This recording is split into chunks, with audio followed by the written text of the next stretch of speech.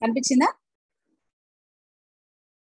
ఆ బోర్డ్ ఆరో మార్క్స్ ఆరో ఫాలో అవుతూ వెళ్ళిపోండి అంతే.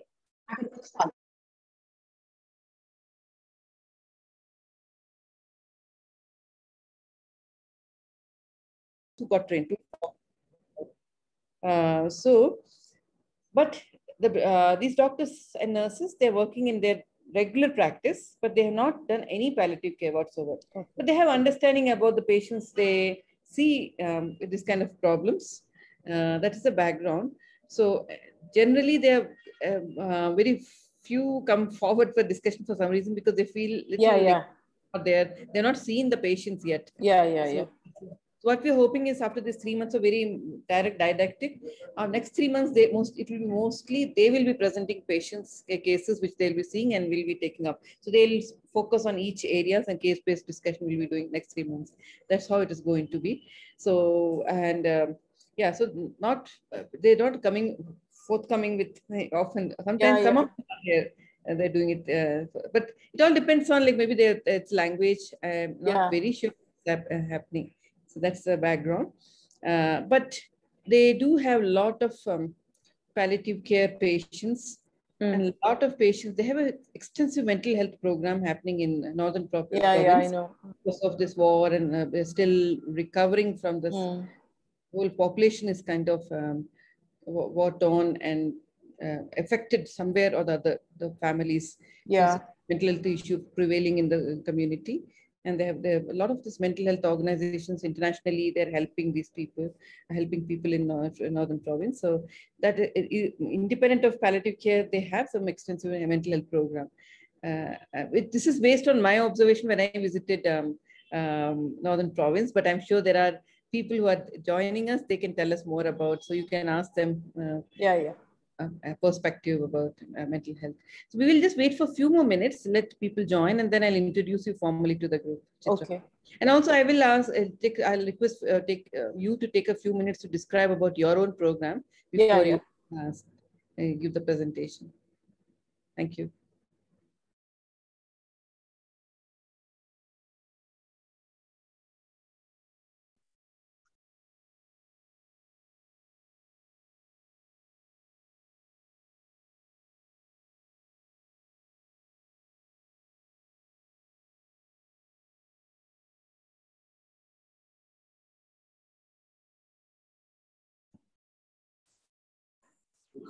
Yeah, I think it's 7:05 and introduction, basic do's and don'ts. Good evening, one and all. I request all the participants, because faculty is already here waiting for us. I request everyone to please turn on your video cameras and mute your microphones. And the most important thing is kindly please rename yourself, because last session, like there is one participant who couldn't rename or even respond to our chat from the beginning till the end, and we couldn't get his or her name till now. So that was for the first session. Requesting everyone to please turn on your video cameras, mute yourself, and please rename yourself. If you're not able to rename yourself, you can type your name in the chat and we'll change it for you. This is very important to mark your attendance. And if you have any questions during the session, request all of you to please unmute and ask, or also if you're not able to speak, you can always type your questions in the chat box and we'll read out the questions for you. In between, if you have anything, you can also always raise your hand and faculty will always be happy to answer your questions. You can always stop and ask questions. Thank you so much. Over to you, Gayatri ma'am. Very good evening. So shall we start, Vinila? We have 20. I think, ma'am, we have 20. I think we should go ahead, ma'am, with that. Great. Yeah. So welcome back to all of you. And thank you very much for joining. And it's with great pleasure I introduce our faculty, Dr. Chitra Venkateswaran. She's a professor, Department of Psychiatry and Palliative Care in one of the medical colleges in Kerala, in a place called Tiruvalla. and she heads the department, and she's also clinical director of a very well-known mental health program called Mehak Foundation, and she's a clinical director for that. I'm not going to detail of what she does in that foundation with the help of that foundation, because I will be inviting Dr. Chitra to tell us more about what you do with in that regard in the community, because it's such a wonderful program happening in the state of Kerala, and I'm sure nowhere else, very few programs exist like that, specifically for mental health in the community, and mental health and palliative care kind of interface happening in the community. So we'll be hearing more about that from Dr. Chitra. Dr. Chitra is, I think, one of the very few licensed psychiatrists in our country who has worked extensively in palliative care, and then she decided to liaise with mental health issues and palliative care, bringing it all, bridging this gap, because there's a lot of overlap of what we do in palliative care with mental health perspective. So she has done a lot of work in that area with a lot of research publications to her credit. She's also a board member for this international organization called International Association for Hospice and Palliative Care. And she's an honorary senior research fellow, Hull Medical School, UK, and Bernard Loan Scholar in Cardiovascular Health. So this is a brief introduction about her. I just want to tell you that she's one of the very few senior-most palliative care teachers in our country, with years of experience and very practical, real experience. So it's a great opportunity to learn from her and hearing her perspective about palliative care as such, and mental health from mental health point of view also. So with that, and she happens to be a very dear friend of mine, and we have been together in this journey from the beginning of my own career. We have done this together. So thank you very much, Chitra, for joining. And over to you, Chitra, for telling us about a little bit about your work, and then from there to tell us more about mental health issues in palliative care. Thank you so much, Gayatri. Thanks for the opportunity. It's great to always speak about palliative care and mental health, especially to people who are entering the scene of palliative care or movement of palliative care, and that too when it's in another country, and also some group of people who speak Tamil, because I also speak Tamil, but it's a very Indianized and Keralized version of Tamil. But please feel free to speak in Tamil to me. I'll try to answer as much as possible if you want to speak in Tamil. Maybe we start with greetings in Tamil. Yeah. Namaskaram. Ellavarukkum ennoda namaskaram. As Gayatri said, my journey has been in two fields, both mental health as well as palliative care. And it's like I'm standing in a bridge connecting both. So I look into mental health issues in palliative care, and in the mental health field, we look into how we can provide total care or a comprehensive model of care. So that's the organization that we run in Kerala. It's called the Mehak Foundation. What we do is that we run a similar model, just like you run a service for cancer or any other chronic disease, because we believe, because of our experience, like Gayatri said, we have been working in the community since 1999 or something, very, very, so many years now, that we see a lot of people with mental health issues in the community and they do not get care. And most of the diseases in the community are chronic as well. So we believe that chronic mental illness is also a non-communicable disease, as WHO has announced, and they need a similar kind of approach, multidisciplinary team, home visits, and a comprehensive care model where a single team takes care of the physical, emotional, the psychological, or the psychiatric, the social, and the spiritual issues of those people living with chronic mental health and their families as well. And we also give mental health care to people with other chronic diseases in the community. So whether it be a cancer patient or person with renal failure, or a paraplegic or a hemiplegic patient who's bedridden, or elderly people with dementia, vulnerable populations as a whole, we try to take care of them, specifically looking into their mental health issues. So that's what we do in Mehak Foundation. Other than that, we do a lot in terms of teaching about mental health. And I would now go to the topic for today, because that's also very important that we discuss about the mental health issues in palliative care. So what I'm going to focus, I'll give you a kind of a stepwise assessment, and very simple. Don't get worried about the number of slides or what is on the slides. Finally, what you need to go back is just simple messages from this presentation, that how do you identify people with mental health issues when you're sitting in a peripheral unit where you do not have too many psychiatrists or mental health professionals. How do I look for distress? Distress is a term we use for emotional issues. So distress, how do I identify, and how can I assess, and what can I do at my own level? So, and then when should I refer to a specialist? So this is what I'll focus on, and I'll be taking an example of a cancer patient. Any questions now, or shall I go ahead with the presentation? Please feel free to say anything that you want. Okay, so since I see no questions now, I'm just going to start off, because I'm sure that in the sessions that you will come, you'll hear about euthanasia. That means someone asking a healthcare professional, especially a doctor, the wish to die, or saying that please kill me, or please take away my life, I don't want to live anymore. Euthanasia.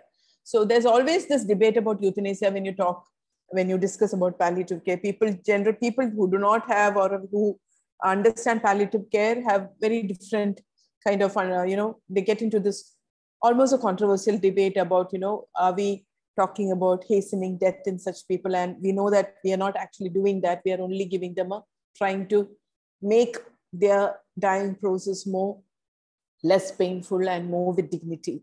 So this is one study which I would like to, this is one of studies in early 1990s only, but then I think it's very important because this happened in a developed country, but still the request for euthanasia came for many reasons, predominantly which were psychosocial, and it was not physical symptoms. So if you look at it, the main symptoms were loss of dignity, which is especially so because you feel that you are not good enough, you have to die. So the loss of dignity, pain, unworthy. Pain could be total pain. Like when we look into palliative care, any symptom, you just do not look the physical component, but even pain is seen as pain with all components, the emotional component.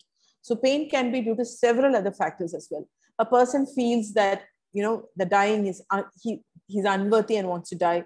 Dependence on others, or feeling that they are a burden to their family or other people. And people just getting fed up of their life because of the suffering due to the chronic diseases that they go through. So these were the reasons. And ultimately, when you look at it, the reasons are predominantly, most importantly, psychological. So in the context is, nearly 60% of palliative care patients experience emotional distress. That means they have some kind of, problem like anxiety, fear, anger, any emotional distress that they are not able to manage.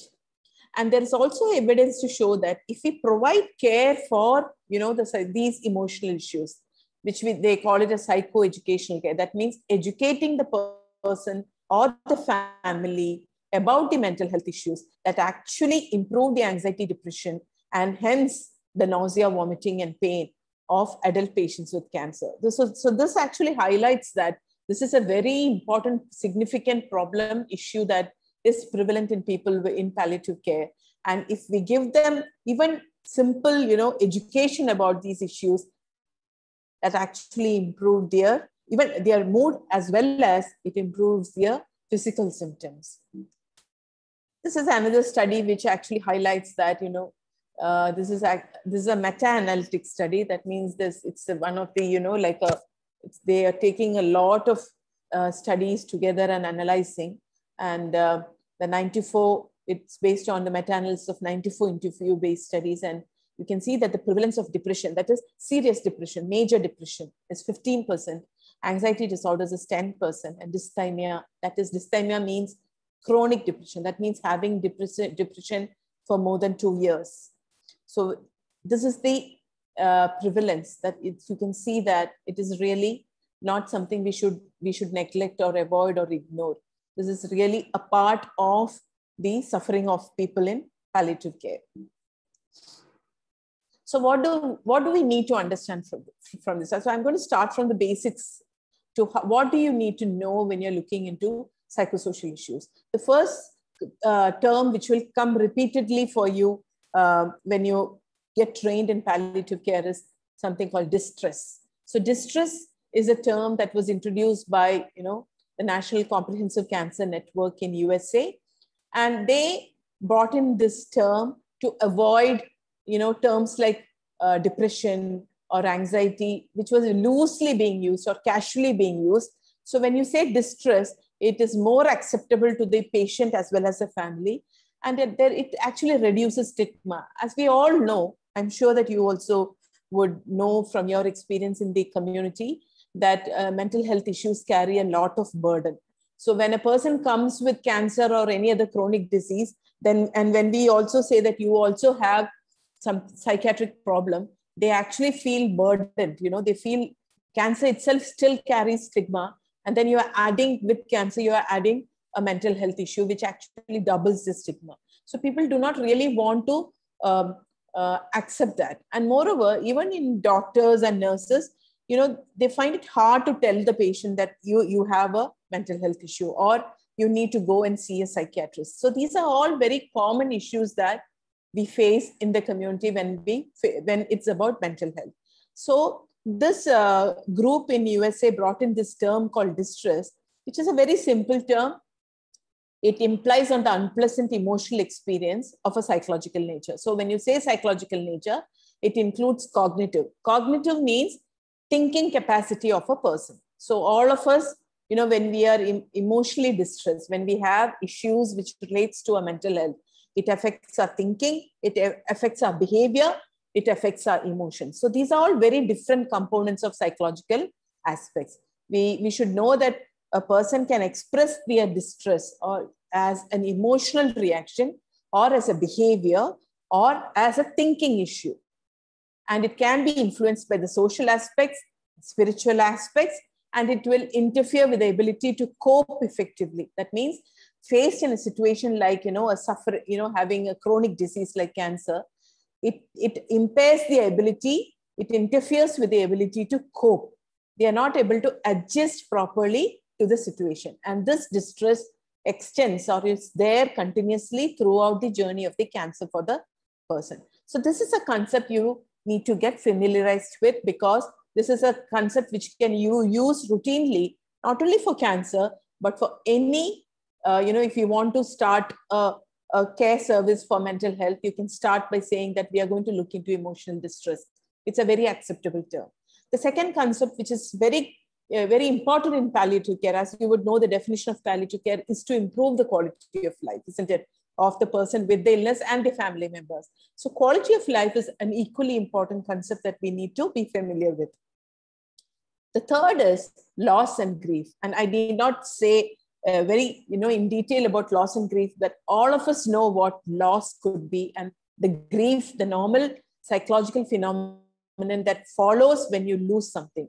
And when I say loss, it is not only loss by death. And we know, especially in Sri Lanka, we know how much trauma that a population has undergone. Humanitarian crisis has been part of your community, and you have faced loss in a very, very, difficult, challenging, complicated manner. So loss is not only, I'm not talking about only that loss. Loss can be also about losing an organ. When you have breast cancer, and you undergo mastectomy, it can be loss of hair due to chemotherapy. It can be loss of identity when there is a disfigurement on the face.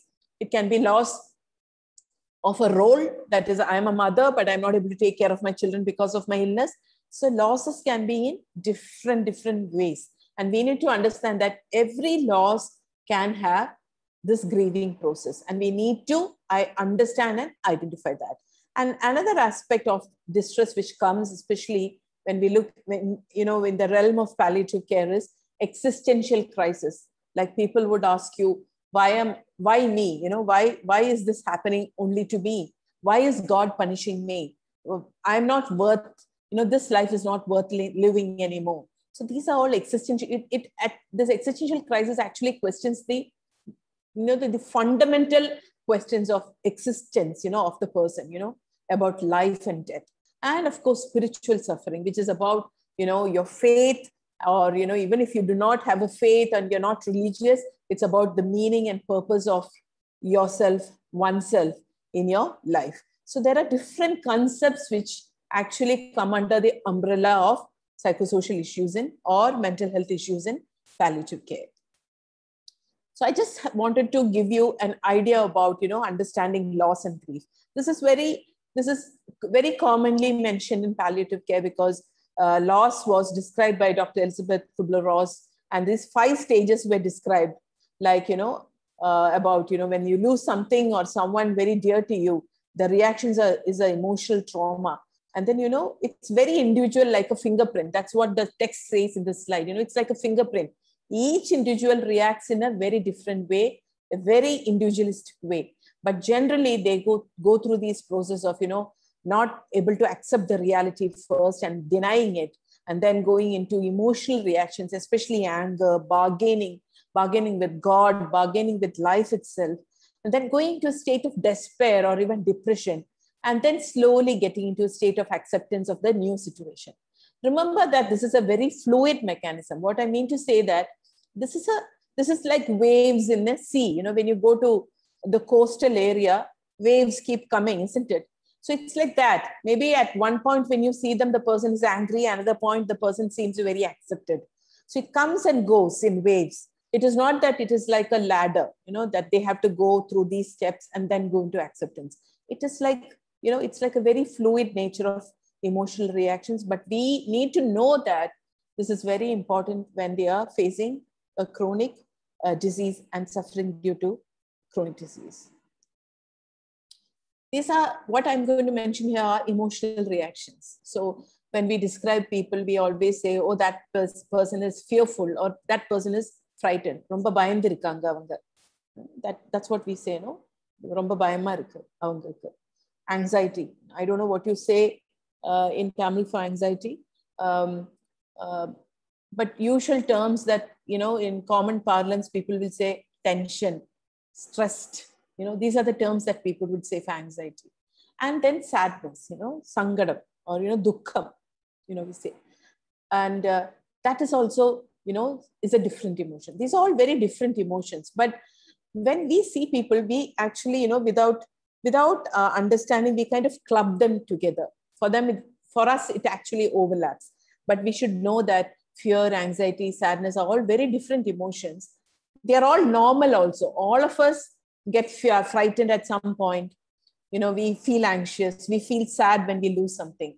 So it is very important to know that when is it normal and when does it become abnormal, and when should we treat them?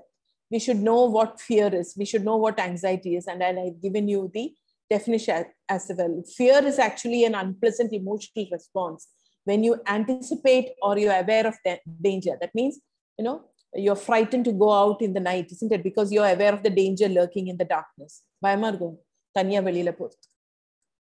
Similarly, anxiety is about non-specific threats and cues. That is, when you have an illness like cancer, you're constantly anxious because you don't know what is going to happen to you. So it is very vague. But the threat is to ourselves, this existence of the whole self. Sadness, everybody knows what being sad is, when you cry, when you lose something, when you are very unhappy.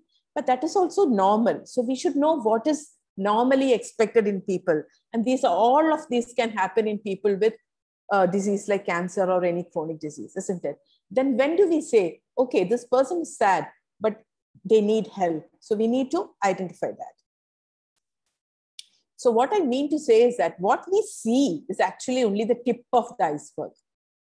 And what, is behind these people's statements, emotional expression, their behavior is actually something which we don't see at all. So we need to go beneath the surface and understand actually what is happening with them. So why do we miss this usually? Why do we do not see this? As you know, when we see people, like I'm going to the next slide, what happens? We as doctors, I think nurses have a better curriculum in terms of addressing or in communication skills, or even, they have a lot of modules on mental health, much more than an average medical graduate. And when we are trained, we are actually trained in a biomedical model. When I mean a biomedical model, what I mean is that, we are taught usually that for some illness, there is one single cause and the illness is the effect. And when you take over the cause or treat the cause, then the effect goes. It is a very easy, 1 + 1, 2 is equal to 2 kind of, equation. So what happens is when we see people with illness, our main focus is to treat them, manage their symptoms and cure them. And we are always focused on curing. So we look into the biological aspects. We look into, how do gender would respond, what is the genetics, what is the neurochemistry, what is the neurophysiology. We would look into the disability caused by it. All these things we will look. But we never go beyond that and look at the person beneath that. Who is this man who's going through this illness? What are his, issues? How is he coping with this illness? So that is missed from the training in ours. So what happens is we are so trained in this kind of an approach that we follow the medical model in assessing as well. Whereas what we need to do actually is shift into a biopsychosocial model. So this is a model that we would recommend that you would use not only in palliative care or in any clinical care aspect. If you expand your model, if you transform your model, including more of, also looking into the person's attitudes, beliefs, emotions, coping, how has his personality been, his social aspects, his socioeconomic status, his educational status, his understanding, his family background, the spiritual. It's very important to know what, his values are. Does he have a faith? What is his connection to the, to the community, to nature, to the universe? What are the religious practices he follows? What are his experiences in life which gives him meaning and purpose? These are very important. When you start doing that, this is called person-centered care. And when you start doing that, you will see a difference in the way that you communicate, the way you can explore further, the way you can understand more about the person and the family.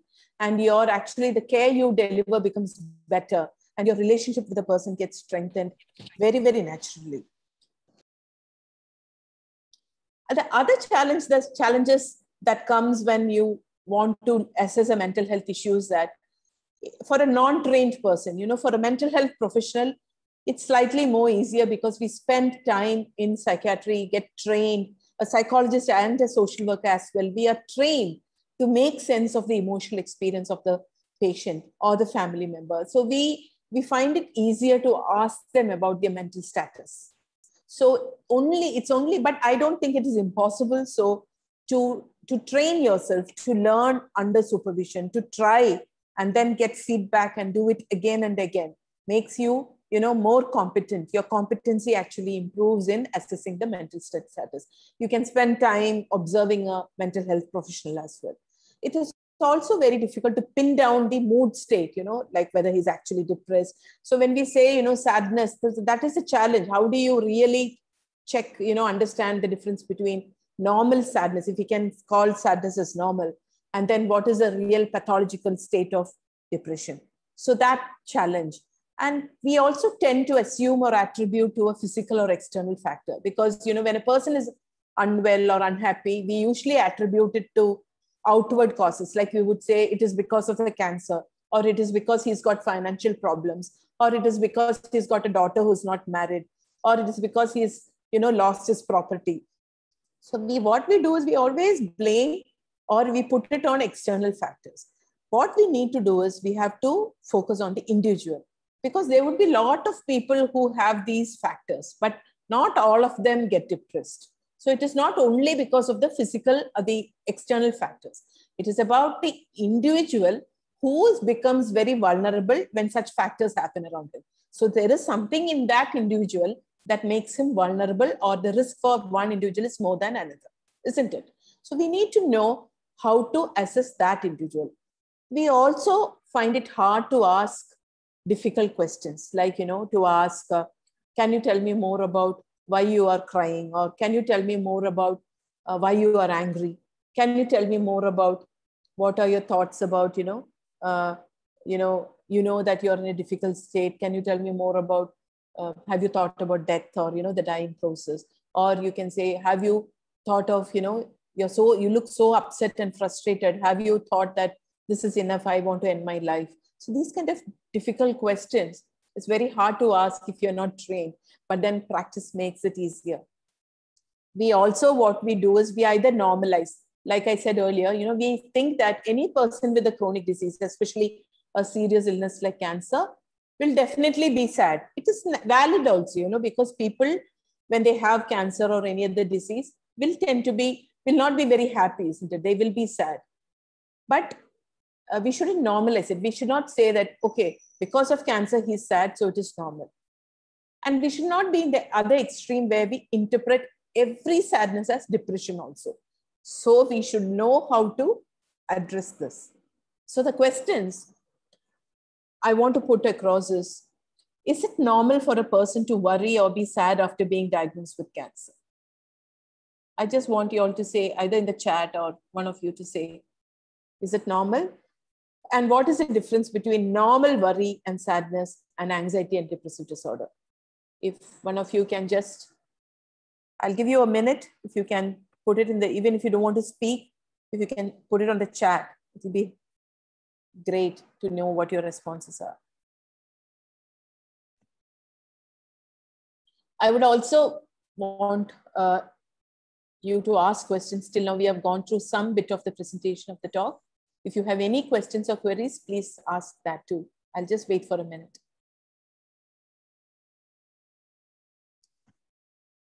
Like few of them have put some double word for anxiety. Okay, that has come in chat. I can't see the chat here. Oh yeah, I have. Okay, I'll see. Padattam. Yeah, good word. I'm learning from you now so that I can speak more in Tamil. Padattam. Padakkalitpu. That's quite complicated for me. Manapadattam. Yeah. Worry. Yes. Yeah. Padattam is actually, that is a very good word, which also brings in the physical or the agitation part of anxiety. You're very restless when you're anxious. Very good. What would you say for depression in Tamil there in Sri Lanka? Is it dukkham? I mean, we say vishadam in Kerala. Huh? Mana aluttam. Okay. But mana aluttam. Okay. That is depression, is it? Yeah. Okay. Are there any questions that you want to ask me now, or is it making sense to you? Does it make meaning to you?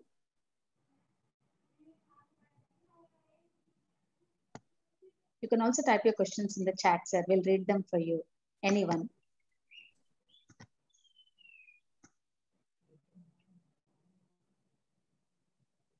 All right. Since I'm not getting any questions, I'll wait for the questions on chat. I'm just going to go ahead.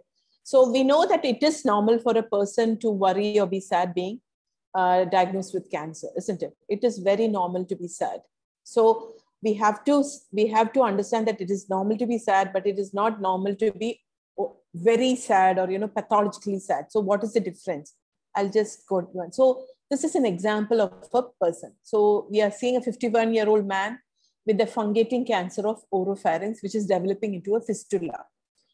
I'm sure that you would be seeing, how is the tobacco use in Sri Lanka? Do you get a lot of head and neck cancers in Sri Lanka as well, like in India? Yes. And do you see these people in? Okay, do you see these kind of people in general practice as well? Yes. Okay. Okay, thank you so much.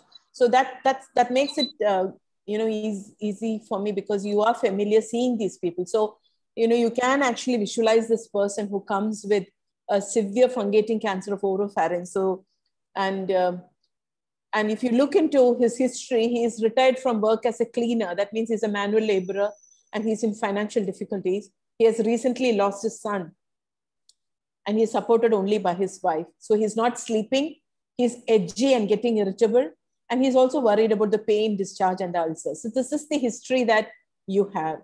Can you just bring me a few points on chat about what would be the factors that is actually causing him some kind of emotional distress? Can you just give me some, what you would think as some factors in this? What are the factors that you would think that can cause some emotional distress in this person? You can even say it aloud.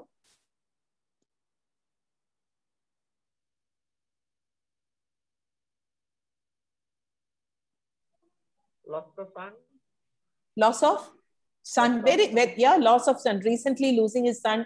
I think that's losing for a parent to lose their child is one of probably. So remember what we talked about, loss and grief, isn't it? So for a parent to lose a son is probably the severest loss that we can describe. When a parent, both parents are alive, but they have lost their son. So that can be a source of extreme distress to the person. And it is a recent event. So he must still be grieving for that loss. And meanwhile, he also has this severe illness, isn't it? Anything else that you want to say? Yes. Yeah. The dependency line supported by the wife. Supported. He's dependent on his wife. And of course, he's in financial difficulties, isn't it? So both of them will be facing a very tough time. Anything else? Yeah, retire from the work. So loss of work. Loss of work, yes, because he's having his illness. He may be on treatment. He's in advanced state, as we can see. So he doesn't have work. So no income, loss of role, loss of identity for a man. He might have been the person who's bringing money to the family, isn't it? And now he has no work. We do not know whether wife has work. So there's probably an isolation from the society as well. Can you give me one or two factors of the illness which could be causing isolation of this person? Of the illness? What is it? Discharge also. Yeah, Yes. very good, very good. Discharge. And what else can the discharge cause? Maybe the bad smell. Very good, malodor. So the smell. So see, there are so many factors as such that we are now looking into, isn't it? And we have not yet started assessing him for distress. So I'm just getting on to the next slide. So but you see, when we say all these things, what happens is when he comes to us in the OPD, or, when we say he has no sleep, he's irritable, he's worried about his pain, discharge, and ulcer. Remember the biomedical model I said. What we do is we completely focus only on pain management and look at how to manage the ulcer and the discharge. We forget sometimes to ask, why are you not able to sleep? Can you tell me more about your sleep? What is disturbing your sleep? What are your thoughts? What is worrying you? What is it that makes you angry? What are the thoughts that makes you angry? When you get angry, what do you do? These kind of questions. We forget to ask that because as medical professionals, we are trained to look more into managing the physical symptoms. Isn't it true? Yeah. One of the doctors mentioned pain and discharge reasons in the chat box. Yeah. And that is exactly what I'm saying. When we look into the physical symptoms, sometimes we think that priority is for the physical symptoms and it slips our mind that we should ask about, we assume and we attribute that the sleep issues and the irritability is due to the pain and the ulcer, rather than thinking that there could be another reason that he is causing sleep disturbance. I agree that it could be pain and discharge that is causing all these issues of sleep, but we should clarify that. That's what I'm trying to say. We should not assume. So what could be the factors influencing distress in this person? We just spoke about it. So remember we said loss of self and dignity, stigma itself because of, the cancer on his face, so he's embarrassed to go out because his disfigurement, there's a disfigurement, isn't it? Tumor, ulcer, like you said, malodor, fear, anxiety, isolation, fear and anxiety of what is going to happen. I have no money. I have this serious illness. What am I going to do? I have no clarity. Loss of function. There is loss of smell, taste, speech, trismus, pain while, opening the mouth. There is a tracheostomy probably. There is a PEG probably, or the doctor has advised PEG and I cannot afford it. Like you said, loss of job and income. So many factors, and these are only few. There might be many more. So the major determinants of psychological well-being is, one is the magnitude of the disease, the severity, how advanced the illness is, how chronic it is, because continued stress causes more distress. Vulnerability of the person, who is at risk for emotional distress. So it is not only about the physical aspects, it's also about the psychological aspects. As a person, am I at more risk to develop depression or anxiety? As a person, as someone you like, for example, as a personality. If I have been an anxious person for a long time, before the advent of cancer, that means that the cancer will actually sometimes increase my anxiety. If I've always been the worrying type, or if I've been a type who's always been, kind of unhappy, brooding kind of person. So this will increase that kind of a thing. So psychological vulnerability, the personality traits, that's what I meant.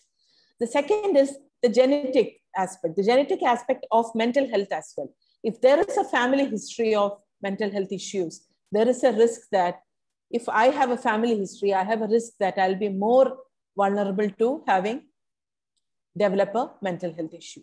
Even if it is alcohol use, substance use as such can make either your child or sibling more prone to get a thing. So that is the psychological and the biological aspect. Your wiring, the brain's wiring itself, and the neurotransmitters, the serotonin, the dopamine, the norepinephrine in your brain. How it is, the balance of all those and the wiring of the brain also makes you vulnerable. So there are many factors other than the external factors which actually makes you vulnerable to emotional distress. And there is the spiritual distress, like I mentioned earlier. The age of the person, young, adult, old age. They are more or less, when some old people accept their illness in a much more easier fashion, whereas younger people may find it more difficult. Similarly, gender, female are at a more risk for depression and anxiety.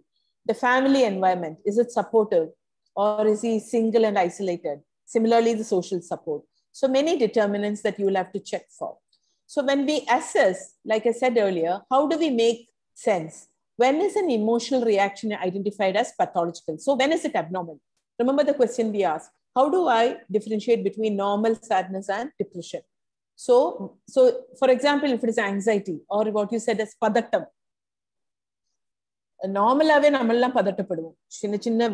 we will become anxious, isn't it? So when do we say it is abnormal? So one is when it's out of proportion to the level of the threat, like a person having a severe panic attack while planning for chemotherapy, or when a person is extremely tearful and gloomy all the time. Or it could be persistence of the symptoms. That means a person has continued anxiety or continued low mood without any intervention for weeks or months. So the duration of the illness.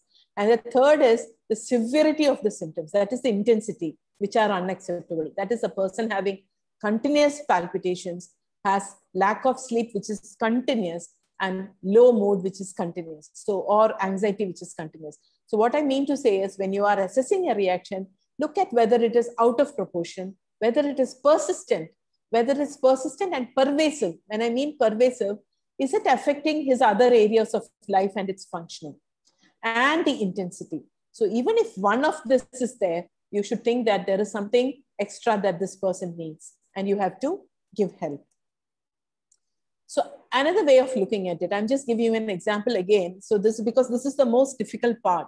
So we can assume that we are all in the green aspect, we are in the green, we are all healthy. We can assume that we are, but it's a very thin line between normal and abnormal. We all know that, So we think that we have normal mood fluctuations, that we have normal or sleep with few difficulties. We have good energy level.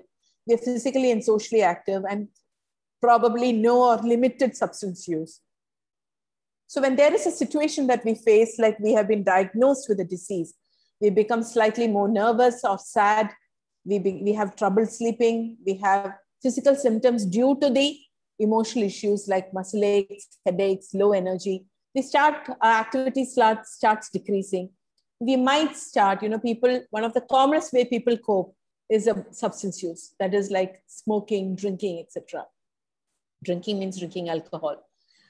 And when the situation becomes worse, you become from reaction, it becomes an injury. That is, the nervousness turns into anxiety, the sadness goes into hopelessness, the sleeping issues becomes restless, disturbed sleep, nightmares, increased aches and pains, fatigue. The person avoids physical activity or withdraws from the society. There is increased alcohol use. And when it's an illness state, that is when the person has an anxiety disorder or a depressive disorder, you can see that they have excessive anxiety, aggression, panic attacks, depression, suicidal thoughts. They cannot perform any duties. They are not interested in doing anything. They cannot fall asleep, constant fatigue. They're not able to go out. They're not mingling. They're not answering the phone. And the alcohol use becomes alcohol dependence. This is the kind of journey a person could have, and you could see the person in any one of these states. And so identification and follow-up is very important. This is a very useful framework for you. And this is something we prepared for the COVID-19 pandemic. And this this is a framework again. So you can see the green to red here also. See, this is something used. This is a thermometer kind of a scale which we use for screening for distress. So the green is normal and the red is illness state, like we saw in the previous slide. So when you screen a person and the person has no distress, here 0, and extreme distress. What would you say in Tamil for distress in your settings? Distress? Manalatham. Manalatham. That is depression, isn't it? Both are the same, but there should be something which differentiates both. Is there something like that? I think you should discuss among yourselves and find out terms which means distress and which means actual depression. So you would have such terms, and to ask the person in a very acceptable way whether they have distress and to know when it is an illness state. So when you use the screening tool, when the person says, I have distress of 4 or above 4, that means he needs help. That means it is significant. So the cutoff score is 4. And I'm sure Vinita will be sharing a PDF of this presentation.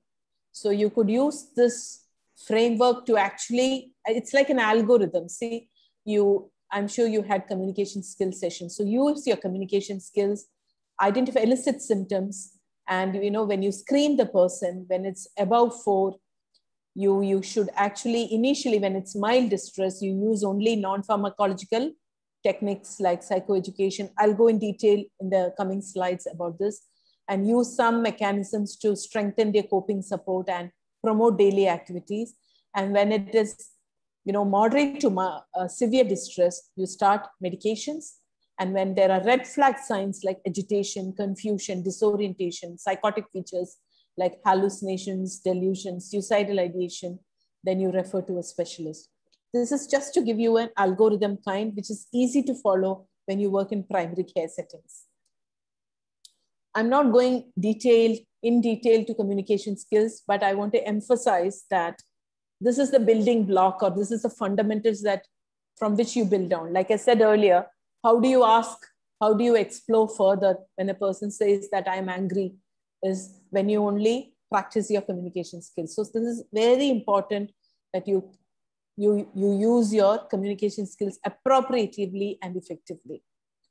So one example for that is using the NURSE protocol. So, when a person is angry, you can remember this protocol might be culturally adapted to your setting. This is this is used in Western countries. So you might think that we might not be able to ask like this in Sri Lanka, but you can use it in your own language and adapt it accordingly. So this only, when you say mirror the emotions, it's empathizing with them. So I'm telling someone that I can see that you're angry. Can you tell me more about romba koma irukkinga pola irukku adu patti pesa mudiyuma? Something like that. I can understand how stressful the situation is. How would you say that in Tamil? I can imagine how stressful this is.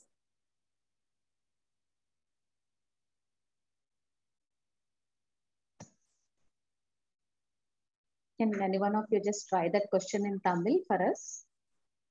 What Dr. Chitra has told just now. I can imagine how stressful the situation is. Is it easy to ask that? Say that?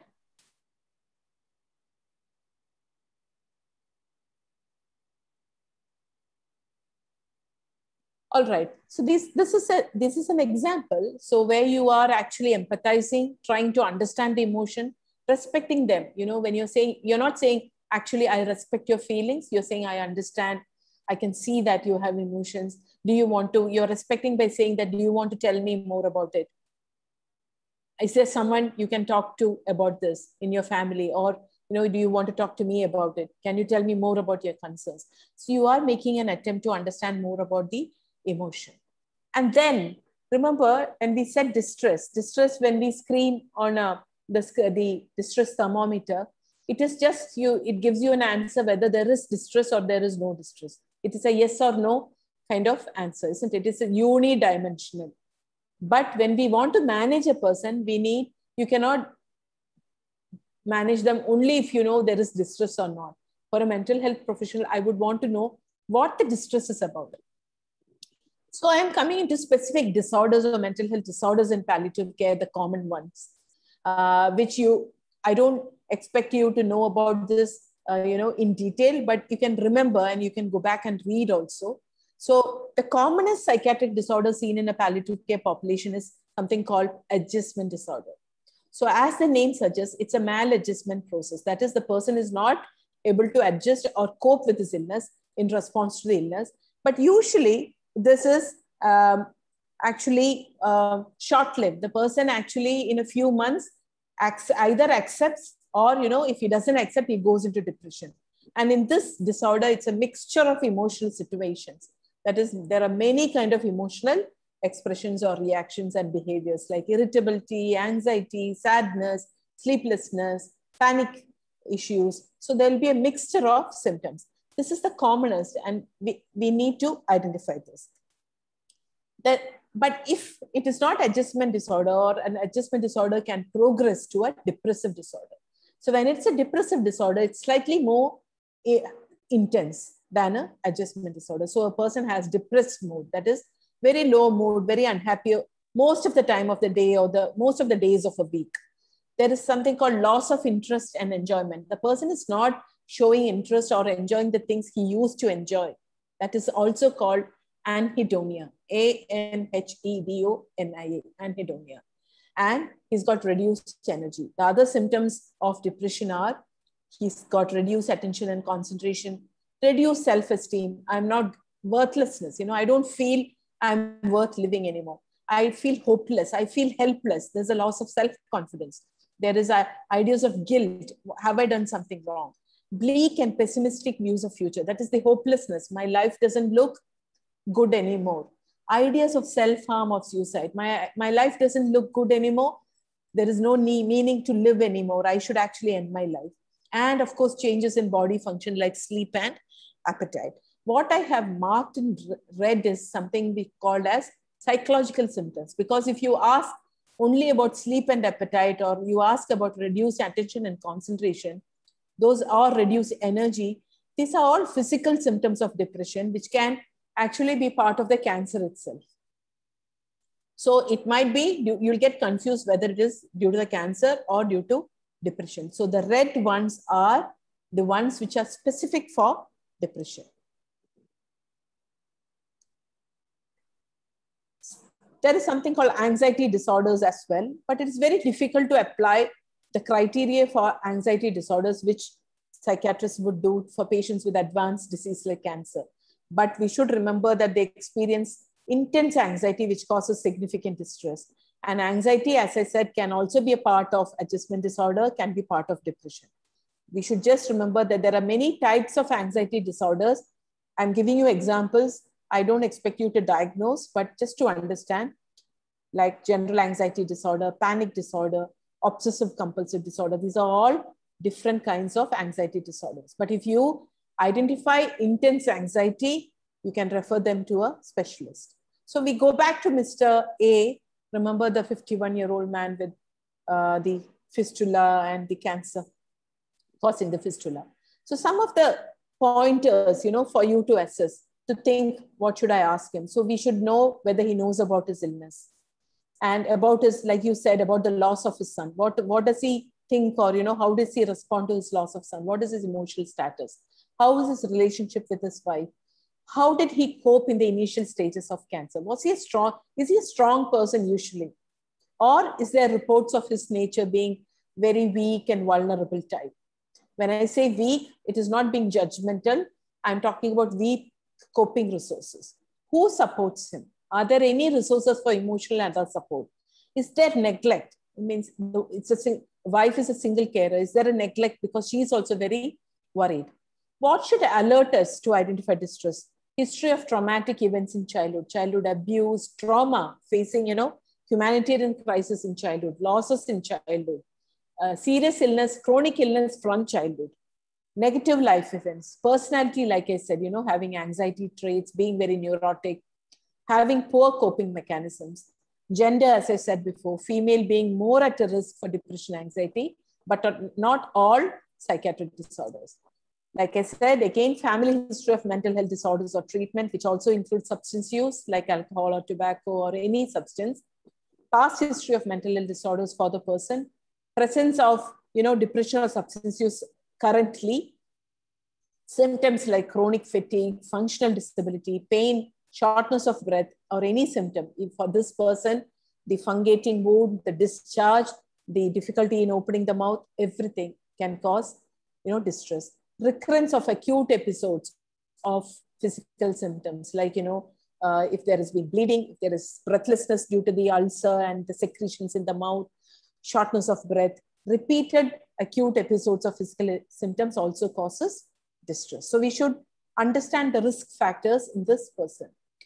So as I said, the basic steps in assessment is screening using distress thermometer, for example. There are many tools that you can use. The commonest or the easiest is distress thermometer. So listening, using your communication skills like listening, active listening, asking the right questions, learn to interpret the mood and the symptoms of anxiety. And this is linking with the person's functioning. This is how you identify whether the person is coping or not. So you look into his biological functions, that is sleep, appetite, sexual functioning, libido. So the biological functions, if any one of them is impaired, so find out his normal pattern of sleep, normal appetite, how is it? People don't, everyone doesn't eat in the same way. So how is his normal appetite? Find out the relationship between wife and husband. Ask for permission and inquire the private confidential issues. Give them the space of privacy when you talk about that. Are these impaired? Look at the social and occupational functioning. You said that he's isolated, there is a loss of job. So socially, he's not active. If there is stigma and he's worried about the malorder, like we said, he's not going out. Again, his social life is impaired. Interpersonal, how he's irritable. So his relationships with wife or, his family might be impaired. His interpersonal distress because he's not able, he was very close to his son and he's lost his son. So he doesn't want to talk to anybody else. We need to do that. And when there is impairment of any of this, we say that his coping is impaired. Very simple way of looking into how the person is coping.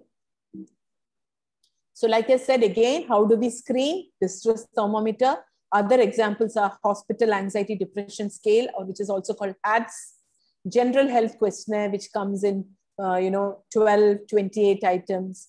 So if you have time or if you have the resources, you can check into these scales, which you can routinely integrate in your clinical practice.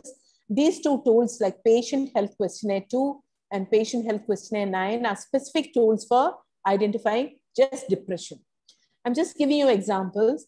And what does this help? It helps to enable identification and initiate a pathway for psychosocial care. So if you have seen patients, but you have no room, you have not yet started looking for psychosocial issues, screening is a step you can start initially. And once you start screening, it opens up the pathway. But that does not diagnose mental health issues. You should remember that a detailed mental status examination is absolutely essential for diagnosing depression or anxiety. But at the primary care level, in the community, screening and learning to identify itself is a big step forward. This is just giving you the distress thermometer, and it's very useful to use this. And it is, you can download it, I think, if you Google it. So it's very useful to use this, quite easy. In some cultures, they are not able to understand this thermometer thing. You can actually use faces to, whether it's sad, irritable, or angry. You can use any kind of tool to look. In some settings, they use measures of money. Like, is the distress like a 25 paise, 50 paise, or 1 rupee coin?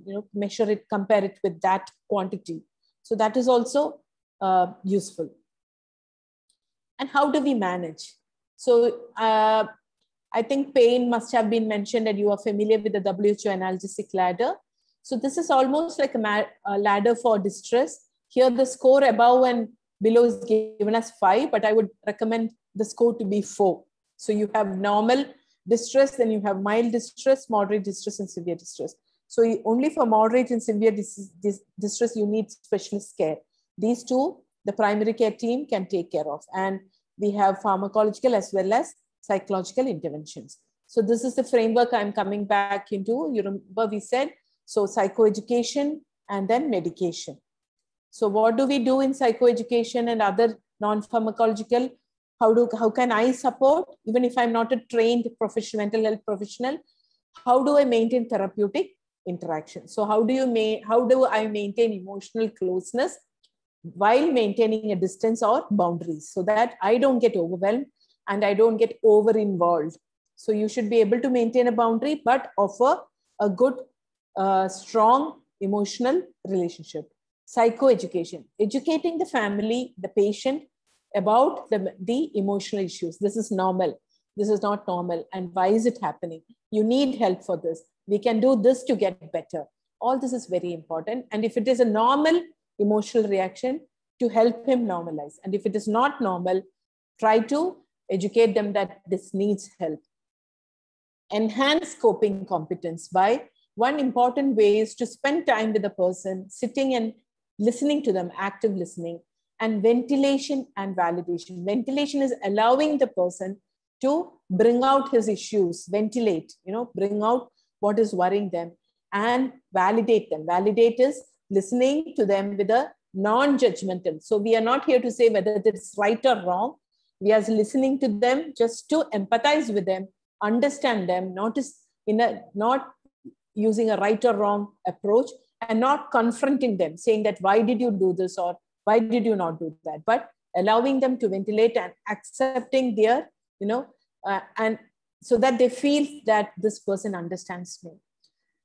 Then educate them, how do we manage crisis, like an acute panic attack, or have a problem-solving approach, like, discuss with them, mutually agree on an agenda. What is the most important problem that you would want to address today?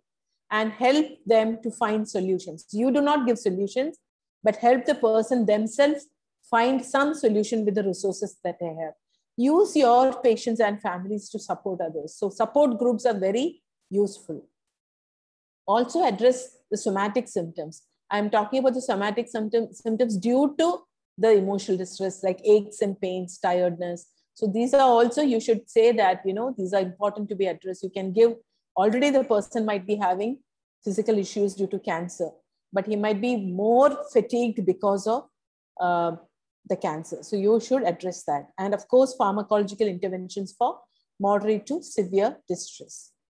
So I'm going to very, very simply say about antidepressants. Antidepressants is the first drug of choice for both depression and anxiety. So I would say that don't use benzodiazepines as the first drug of choice for anxiety. Use antidepressants. Use benzodiazepines for panic attacks along with the antidepressants, or when you feel that he's got no sleep, he's very anxious, you can use benzodiazepines for the acute stage, like for the first 2 to 3 weeks, and taper it down. We should not use only benzodiazepine for anxiety and depression and continue it for a very long time.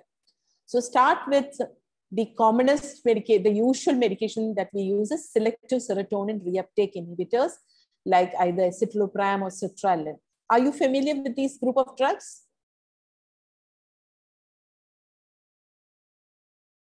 doctors? Yes. Yeah. So We you are would, familiar. Yeah. yeah, very good. So fluoxetine is another, sertraline, escitalopram, paroxetine, citalopram is no longer easily available. So you have a variety of SSRIs. I've given you the drug range also. Start with 5 and then escitalopram you can go up to 20 milligram and sertraline 25 to 150. But you should remember that you should start with a small dose and slowly titrate up because it takes at least 2 to 3 weeks for specific changes to come. So these 2 to 3 weeks, if there are very disabling symptoms, you can use a benzodiazepine. There are no major side effects that you would expect, except that you should tell them that the first few days, anxiety might even increase. In older people, there are reports of hyponatremia and gastritis or gastric bleeding. And in some people, there's prolongation of QTC interval. You can have a baseline investigation for these two, or you can educate them saying that this is possible, but need not worry about it. The other useful medications is one is SNRI or serotonin norepinephrine reuptake inhibitors like venlafaxine and duloxetine. Venlafaxine starting with 37.5 to 150 milligram per day and duloxetine 20 to 40 milligram per day. The advantage of SNRI is that they are also good for neuropathic pain, for urinary incontinence, etc. Neuralgic pain also, diabetic neuropathy kind of thing. The other group is NASA or noradrenergic and specific serotonergic antidepressant. Mirtazapine is an example, 7.5 to 30 milligram or even sometimes 45 milligram per day. Low doses like 7.5 is also very useful for people with sleep disturbances and mild anxiety. Tricyclic group of drugs like imipramine, amitriptyline is usually used in palliative care for neuropathic pain in small doses. We can continue with that. We can increase that when a person has neuropathic pain as well as anxiety or depression. We can use that. But why would you not use that? Because tricyclics have a range of side effects like anticholinergic side effects. It can tip off delirium, especially if a person is also on morphine. So we have to be careful. It can also cause urinary retention. It can cause tiredness, dryness of mouth. So we have to be careful and supervise them if you're starting. Another drug is trazodone. You can again start low with 25 milligram and it's useful in insomnia and anxiety. Benzodiazepines is a common group of drug that we use. We use it in, for pain as well as an adjunct. We use it for, clonus type of pain. So a type of movement also. So we can use for that. We can use for acute anxiety and panic attacks. It needs to be tapered off after acute episode unless it's in a terminal state. The person is dying and there is extreme agitation or anxiety. The common ones used are lorazepam, 0.5 to 2 milligram, one time to 2 TDS, clonazepam 0.25 to 1 milligram TDS, maximum 4 milligram per day, and midazolam as infusion, 0.5 to 2 milligram per hour, especially in terminal states. Psychological interventions, very important because non-pharmacological is what you should use for mild distress. Relaxation methods like, deep breathing techniques, yoga, progressive muscular relaxation, distraction methods like asking the person to visualize a pleasant scene or situation, cognitive behavioral therapy, supportive therapy, and problem-solving therapy. If you want to use specific interventions like cognitive behavioral therapy or even imagery, you should have a trained professional. You can help them with deep breathing techniques or supportive therapy, but otherwise specific psychological interventions would need a specific specialist, like a psychologist. Family therapy, because in a chronic disease, there would be interpersonal and family relationships can be affected. So family-focused intervention is very important, and conflict resolution using advanced communication skills and knowing how to address conflict is very important. There are specific therapies that we mentioned in palliative care, especially this is in relation to end-of-life care. So especially the first two, that is meaning-centered therapy, where you focus on what the person's meaning and purpose in life. Dignity therapy, how does a person perceive dignity and how do you maintain dignity for a person, especially in end-of-life care. We can also use hypnotherapy. This is used especially in children with pain. Brief guided self-help intervention. A person who's educated, who understands, can use self-help interventions for anxiety, mild distress. So the principles, as I said, I'm just summarizing now. what we need to know is that we should respect the human rights and dignity. So there should be promotion and protection. Group activities should be encouraged so that, they have a sense of support, avoid but over dependence, identify available resources, have an integrated support system. And information which should be given should be simple, sensible, and reliable. Don't use medical jargon or give them complicated information. So this is like a framework where you have basic service in terms of information, looking at his self-esteem, how do you maintain continuum of care. Then also looking at family and community support for non-abandonment, and also looking into peer pressure in terms of substance use. This is where you come in terms of non-specialist support.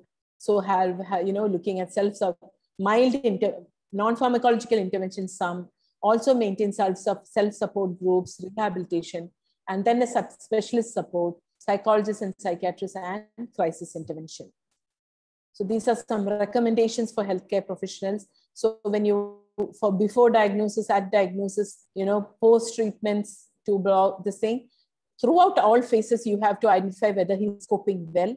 So before diagnosis, because psycho-oncology, if you look into the psychological issues in cancer, they say that we have to start before diagnosis, looking into lifestyle, risk behaviors, preventive campaigns, screening campaigns. And during the diagnosis, using your communication skills, how to break bad news, screen for psychological distress. And in treatment, you prevent the somatic complaints, screen for distress again, and then check for the complaints of the person. Post-treatment of cancer, this is about cancer treatment, okay? And then post-treatment, and encourage, rehabilitation. How does he reintegrate or get back into, especially when they are survivors, address residual symptoms like sexual issues, intimacy, also substance use, help with coping in survivors as well.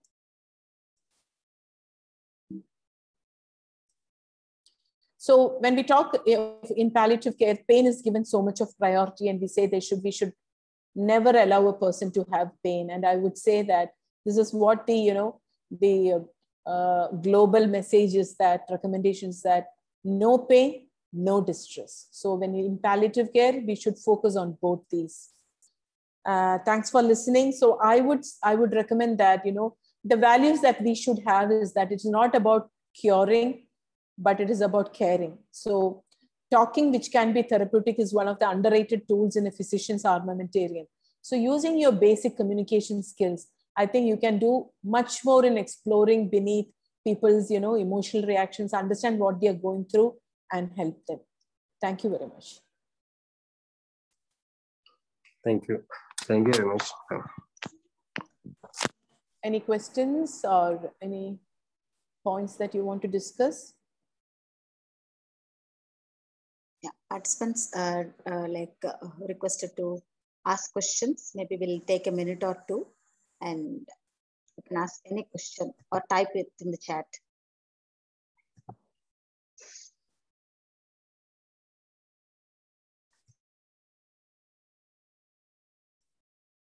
Can't hear you, Vinita.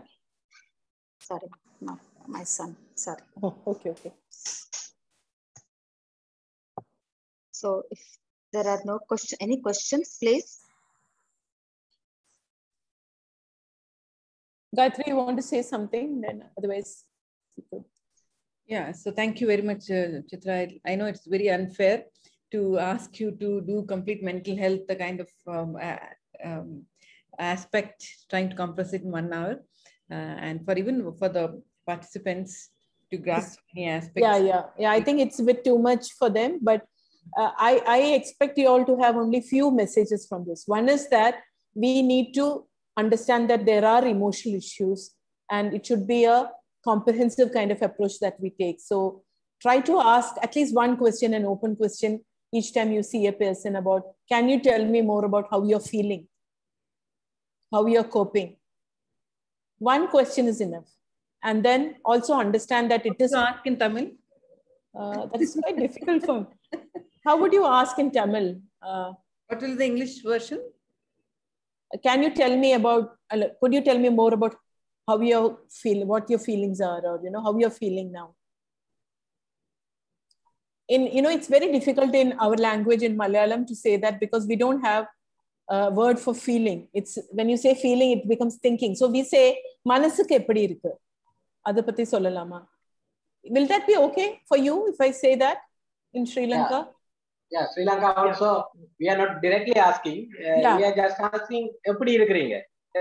But when you say eppadi irukkinga, they might soon.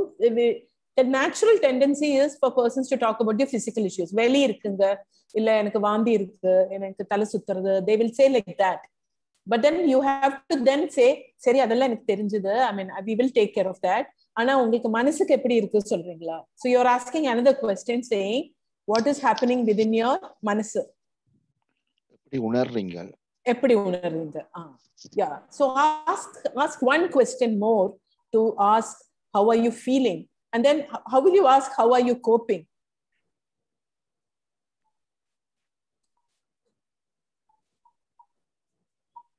How will you ask, how are you coping?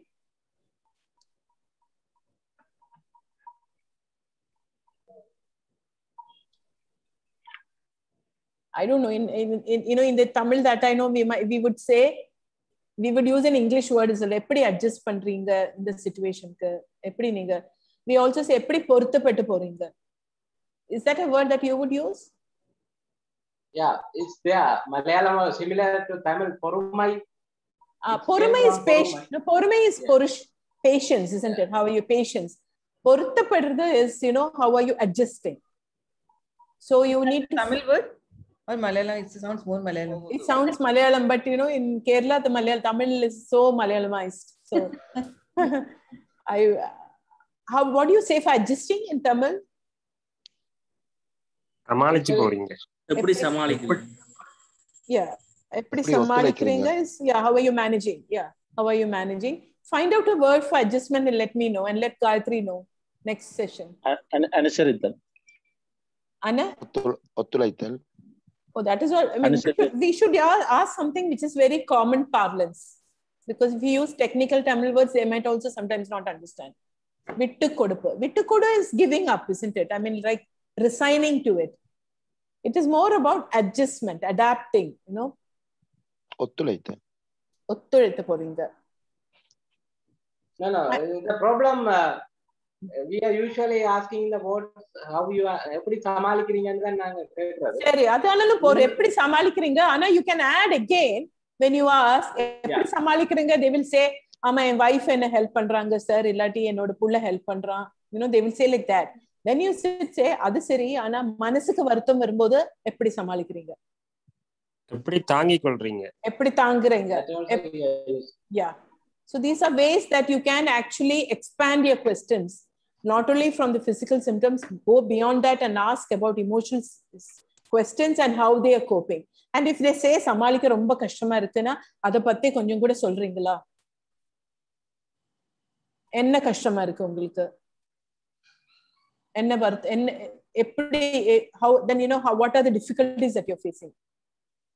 And one more area which gives a lot of information, a clue, is about asking about sleep, I think. Yeah. So that is what I said. That is why the example which I showed, it says impaired sleep and the physical symptoms. What we do now, normally, நம்ம என்ன பண்ணுவோம்னா, when there is வலி இருக்கு, தூக்கம் இல்லைன்னா, we will assume that வலினால தூக்கம் இல்லை. So we will not even ask them. We will assume, ஆமா வெளியே மேனேஜ் பண்ணினா அப்படியே தூக்கம் வந்துக்கும் அவங்களுக்கு. ஆனா please ask them saying that, உங்க தூக்கத்தை பத்தியும் ஒன்று சொல்றீங்களா எப்படி இருக்குன்னு. If the person says எனக்கு ரொம்ப வலிக்கிறது சார், தூங்கவே முடியல, that is a different matter. But it is not always like that in every person. They might say வெளி இருக்கு அதனால இல்லை, ஆனா எனக்கு ரொம்ப வருத்தமா இருக்கு, எனக்கு என் புள்ள போனது அப்படியே என் மனசுல இப்போ அந்த நினைப்பு அவனோட வந்துட்டே இருக்கு, எனக்கு ரொம்ப கஷ்டமா இருக்கு, நான் அழுதுண்டே இருக்கேன். So those kind of things we need to elicit. So suppose you have a very nice relationship with the patient and they're asking all these questions, but somewhere I also want to explore about the history of self-harm or suicidal ideation. What questions will you ask? So I would add to the distress if you ask such questions. See, actually asking does not add to the distress, because people who have ideas of suicide or self-harm actually feel better when you ask them, because they think, oh, someone realizes how difficult it is for me. அதனால கேட்கறதுல தப்பே இல்லை. ஆனா கேட்கறது எப்படின்னு மட்டும்தான் question. So like I said, you start off having a good rapport relationship. You ask how is his emotional reaction, எப்படி சமாளிக்கிறீங்க, என்ன கஷ்டம், அதை பத்தி கொஞ்சம் சொல்றீங்களா, எப்படி அட்ஜஸ்ட் பண்றீங்க இந்த சிச்சுவேஷனுக்கு, அட்ஜஸ்ட் பண்றதுக்கு ரொம்ப கஷ்டமா இருக்கா, அட்ஜஸ்ட் பண்றதுக்கு ரொம்ப கஷ்டமா இருக்குன்னு எனக்கு புரியுது. அப்போ அந்த டைம்ல உங்களுக்கு ரொம்ப மடுப்பு, வாட் யூ சே, ஃப்ரஸ்ட்ரேஷன் இல்லை மடுப்பு, யூனோ லைஃபே வேண்டாம், இல்லை எனக்கு இது நீ தாங்கவே முடியாதுன்னு அப்படி உங்களுக்கு தோன்றுதா? அப்படி தோணும் போது என்னவாது செய்யணும்னு தோணுதா உங்களுக்கே self? So you build up the questions like that. You can never ask a person, oh, will you commit suicide? You shouldn't ask that. Okay, like you all ask something like building up, like, so sometimes it's so much. Yeah, so I would say I know it's a very difficult situation you're saying, and you're saying that you're finding it difficult to cope as well. Do you get frustrated with this situation? Have you ever felt that, I'm fed up with this life? எனக்கு போறோன்னு ஆயிடுத்து தோணுதா உங்களுக்கு? So when you feel fed up, have you ever thought that I'm going to end this all? இல்லை என்னவாது பண்ணிக்கணும், அப்படியே போய் எங்கேயாவது என்னவாது செஞ்சுக்கலாம்னு தோணுதா? Something, you build up the question slowly and then find out whether they have some wishes to harm themselves. So suppose we identify a patient who says, yes, I thought about several times, this thought came to my mind, and the wife will cry and say, yes, doctor, he has actually even once attempted also. So you should definitely get the help of a mental health professional. So it's a kind of, it's an emergency. It's kind of an emergency. It needs help. It needs someone who can find out further. He might probably need an inpatient care because we want to prevent anything happening. So that would be, I would say, one of the red flag signs. Suicidal ideation.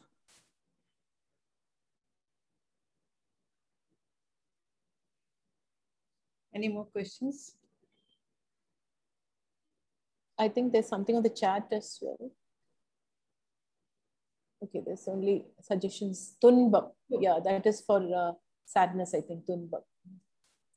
So what you're suggesting is that as we practice general practice in various specialties, not palliative care, as of now, like as a nurse, as a doctor, we are practicing, we have to identify distress by asking questions like you gave the example. Yeah.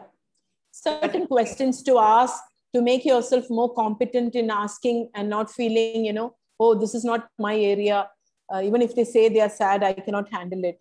You empower yourself, you train yourself, get that skills of asking such difficult or probing such difficult areas. Once you do that, you will definitely see that the relationship with the patient and the family strengthens. Because I often see that people come back to you when you discuss more about emotional issues, not physical issues. Like in palliative care also, we always say that when you go for bereavement visits, like when a patient dies and you go to the family to see them, they remember a carer or a doctor or a nurse who has spent time with them, who has listened to them, who has given them emotional support rather than a practitioner who has diagnosed the cancer or treated them with chemotherapy. Of course, they'll be grateful to the oncologist or whoever, but they remember people who have actually spent time with them, who has given them emotional support. So that is very important, that you build such an emotional relationship with that person. But as I said, you should also have that skill to maintain boundaries, not to get over-involved with the person. You should not carry this back home.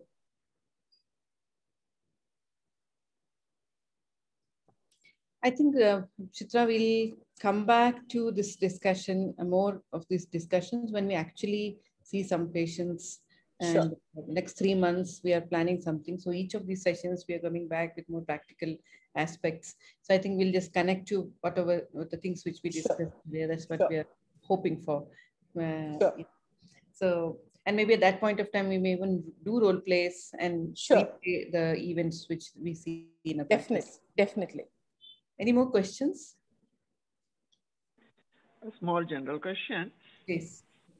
Yeah. How hard in this COVID situation with the palliative management, especially with these chronic disease patients like oncological cases, so chronic kidney diseases, I mean, related to psychiatry and the mental health, because they are too much anxious and too much worried about their problems, because the current situation is like the most of the immunocompromised can easily get infected by the COVID and they can die very soon. So most of them are severely panic and anxious, and they are greatly worried about their lifestyle and thinking like their lifespan will be reduced drastically. So how hard or how challengeful and how can we cope up with that situation? I mean, I would also say that Gayatri should also come into this answer because of the experience she has. What I would say is also that basically it is about the network or the support that you've already built up with the person, and how you maintain the communication with the person in spite of the distance that we have to maintain due to COVID. How do you still continue communication wearing a mask, or how are you able to elicit the issues in spite of that issue? So I think if it is a person who you have been taking care of, it's slightly more easier because you will continue to be in touch with them. So what we do is we have been continuously in touch with our people through phone consultations and teleconsultations. So we are able to really maintain that, conversations with them, and we are able to, because in Kerala, the advantage is also that we have a lot of volunteers in the community. So there is a strong network of care which is available in the community. So if they need help, a home visit still is possible during COVID, that a volunteer or an ASHA volunteer who's off the National Health Mission can drop in and talk to them. Or we go for home visits wearing the PPE. So we proactively, we are maintaining contact with people over phone calls and finding out how they are, what are the issues. And when there is a specific issue, we take care of it.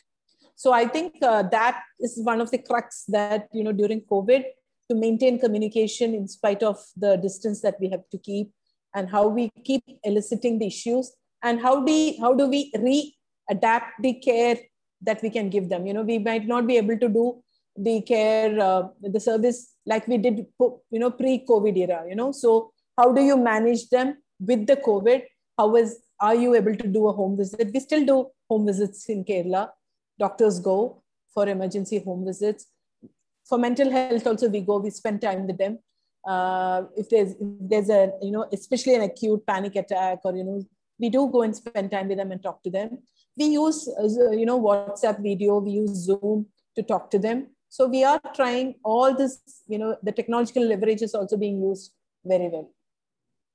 I'm not sure whether that answered your question, but I would also ask Gayatri what she does in Hyderabad. Yeah, thank you, Chitra. I think we are talking about from my perspective, three category of patients. Thank you very much, Dr. Viduran, for asking this question. There are one category, people who are affected or infected by COVID, and their families. When I say COVID people, patients and their families and their mental health issues, it's huge by itself. And especially long COVID, like that means that patients have survived and they're still struggling with aftermaths of a lot of this COVID complications, and the families are fatigued and tired and a lot of mental health issues. The second category is that normal, but fear of COVID, which all of us, like all the time, we're facing. And the third very important category is what I think you raised very pertinent question about, is a population who are already sick and they're very vulnerable to develop COVID. And there's always this impending feeling that if they get, they're sure to be more affected than others. And that's the category, I think, that's got majorly compromised their care during this COVID period all over the world, especially in a country like ours, when we are struggling with very scarce resources. So this is a category of people, like I would say chronic conditions, elderly, dementia, all this category, and cancer. And they did not get the normal treatment. Normal means disease-oriented treatment. And they are very vulnerable, and they're just lying in the home with a lot of mental health issues. So we have looked at many ways to, like Chitra mentioned, few strategies. But as a people who are working with chronic conditions, all of you, and palliative care, we had to be aware that they are very vulnerable and they are more prone for these issues. And we have to find ways to work around and make sure they get. So for example, simple thing like a patient who is on morphine, And because of lockdown or limited access to health, if they are not getting morphine, imagine the kind of pain they'll be experiencing, because just because of COVID, they're not getting morphine. So a lot of these kind of impact. Yeah. I just wanted to bring in another point also, because because it's about mental health. What we faced, in spite of having a very strong network of, because we, even for mental health, we have, in the community, we have around 22 clinics, and it's panchayat based. So we are able to really offer good care, continuity of care. But during COVID, not in the first wave, it was relatively easy in India, I would say, in terms of managing, because the severity of COVID was not felt, especially in southern India, probably. But I mean, it came more in Maharashtra and all those things. But in the second wave, I think all of us were given such a big blow. We lost a lot of people, and the second wave, we faced a bit of issues for mental health issues people, and especially for chronic mental illness. I'm not talking about cancer patients or anything, but I've seen people with chronic mental illness in the community as vulnerable, someone who's more prone again.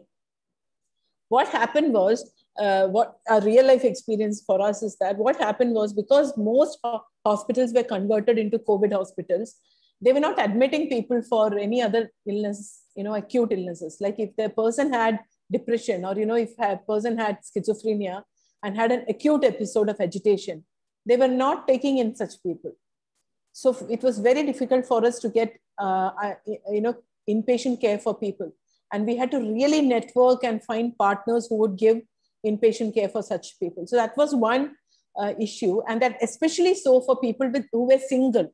So there were private hospitals where people couldn't afford.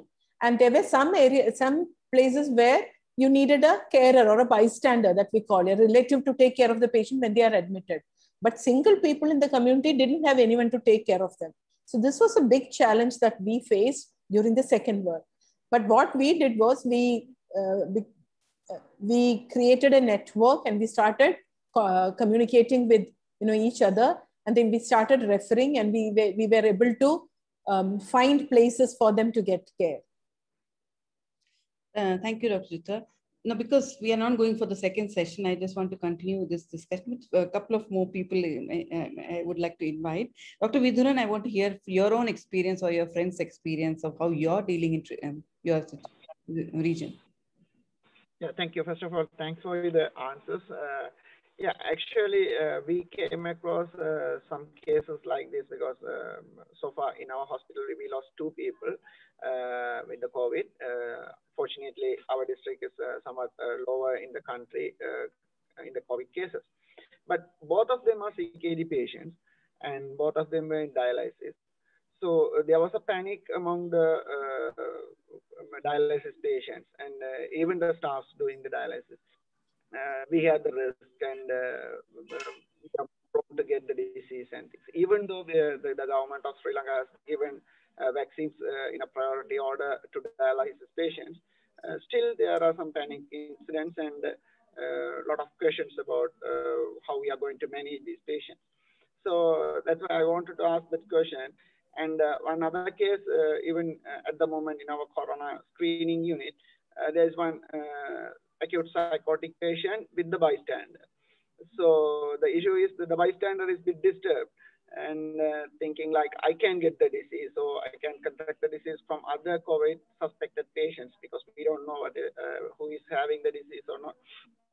So in such case, the phobic and the anxiety parts are in higher level, and it triggers and increases the risk on depression patients, or sometimes deliberate self-harms as well.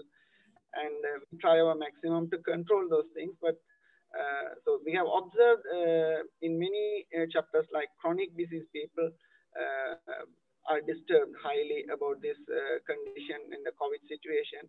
And so in a level, we are giving the somewhat lower care, or missing some level of care when due to this COVID, with the usual pattern of care.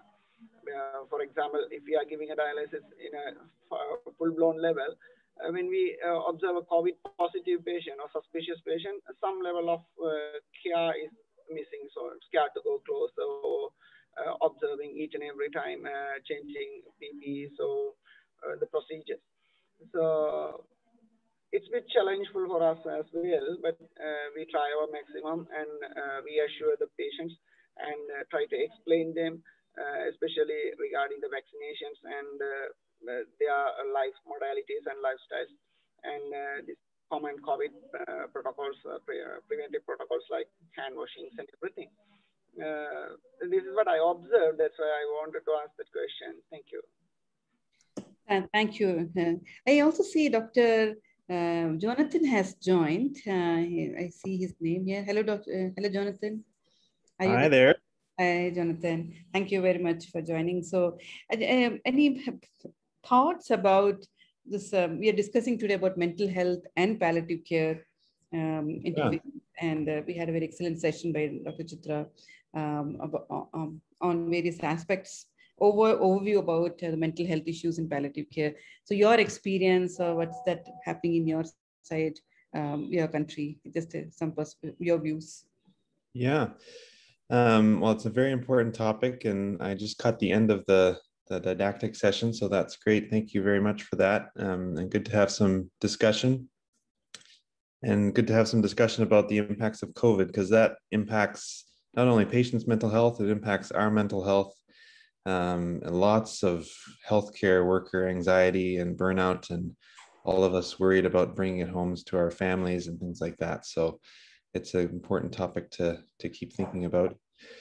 In terms of mental health issues in palliative care, I think there's obviously a huge spectrum, and part of facing serious illness as a human is a real change in your perspective on your future. And that can certainly create a sense of sadness and loss of hope and worry about what's to come. And I think there's a good discussion around how there can be some initial supports around family supports to help people, and then some other psychological tools to help people kind of either reframe their anxieties or manage their anxieties. And then if it becomes more intrusive or obstructive to their function, then using medications can be helpful as well.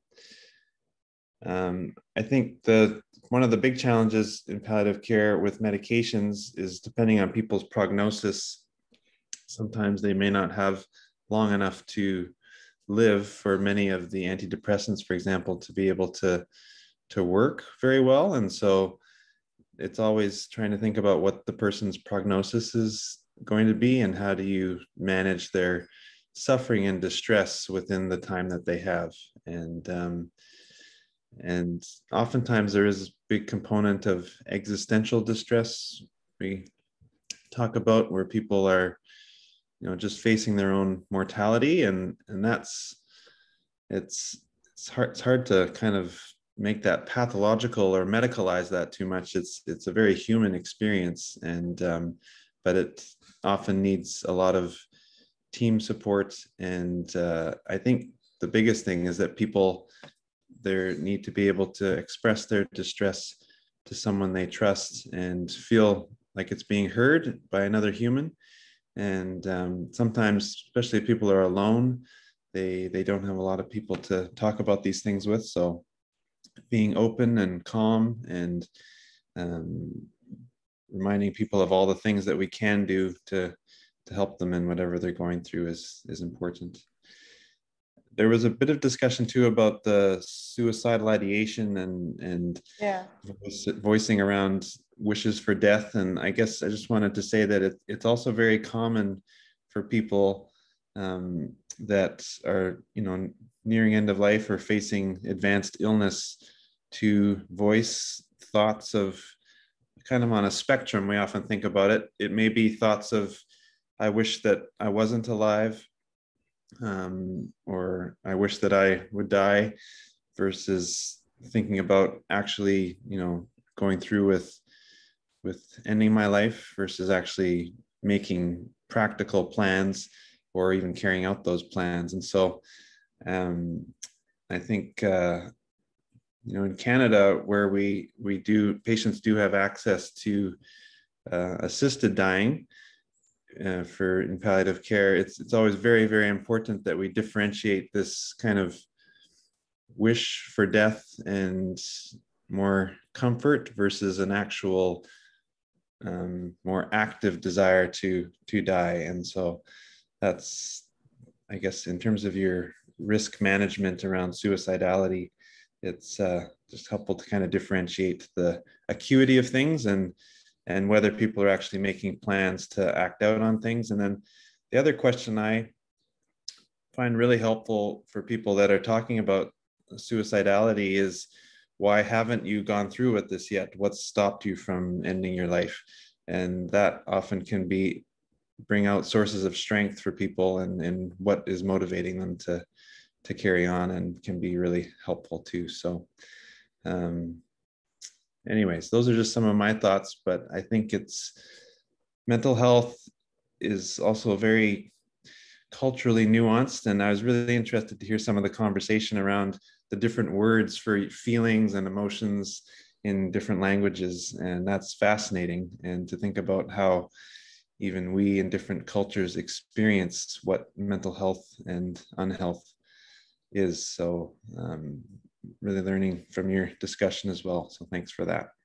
I think talking about suicide itself, or addressing or asking, that's also culturally nuanced, very, because people would refrain from asking about it in our cultures, let alone ask, why haven't you, done something, to lead it. So probably what I focus on is to encourage people to at least address it, ask, like, do you feel frustrated? Do you feel like, that, I have to end it all or something like that? At least identify that, so that the rest of the things then that there is, some distress in this person. So because people still have this belief that if you ask about suicide, then they will go and commit suicide. So they refrain from doing it. So the first step is to lose that inhibition, that no, if I ask about it, actually that person is going to get helped by my, question, they're not going to go and do it. So that misunderstanding or that myth kind of thing, to let go of it. Thank you, Dr. Chitra. Thank you, Jonathan. I also see Surin has joined. Dr. Surin, any last comments or thoughts before we really wind up? We can't hear you. I think you're muted. No, we can't hear you. Hello? No. Sorry. Can we try again? So for Chitra, Dr. Surin is the main course director for this. Right. And he's one of the senior most palliative care activists in that region. Surin, we can't hear you. Sorry. Something wrong with your earphone?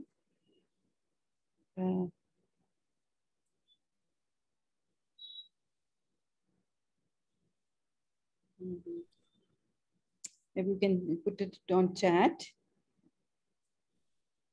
Sorry. Sir, maybe can you just exit and rejoin once again, if you don't mind?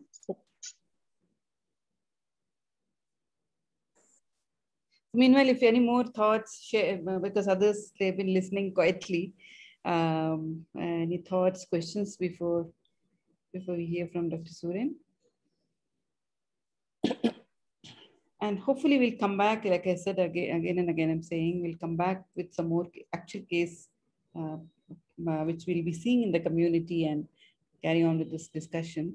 And often, like in terms of asking questions and asking difficult questions about suicide ideation, we do a lot of role plays within our team, because our team, in spite of having worked, even I, like every day, it's not easy to ask questions, and word doesn't come, what's appropriate, like what phrases to use. So we practice, we do it again and again by doing role plays, so that when we are with a patient, it's much more easier to use exact like the phrase which we want to, because what we learn in English in terms of it's not the same when we use in our own language. So it's so different. So yeah, we have to reorganize our thoughts around that. Yeah, so Dr. Surin has rejoined. Yeah. Hello?